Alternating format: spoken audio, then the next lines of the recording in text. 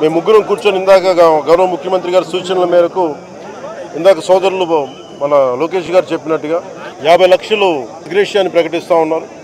అలాగే ఒక 5 ఎకరాల పొలం అని కూడా తెలియజేశారు. అలాగే 300 గజాలు ఇంటి స్థలం అని కూడా అనౌన్స్ చేశాం. అలాగే ప్రభుత్వంలో వాళ్ళకి ఎవరికైనా సరే వాళ్ళ నాన్నగారికి కానీ ఎవరికి కానీ ప్రభుత్వ ఉద్యోగం కూడా ఖచ్చితంగా ఇవ్వాలనేది క్యాబినెట్లో ముందు పెట్టి దాని నిర్ణయం తీసుకుంటాం.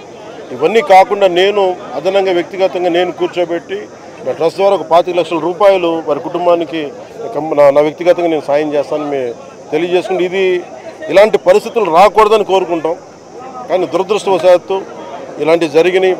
మనం అందరం ఇలాంటి పరిస్థితుల్లో భారతదేశ ప్రభుత్వానికి, ఆర్మీకి, నేవీకి, ఎయిర్ ఫోర్స్కి, ఎంటైర్ డిఫెన్స్ ఫోర్సెస్కి ఇది మనం అండగా ఉండాల్సిన సమయం.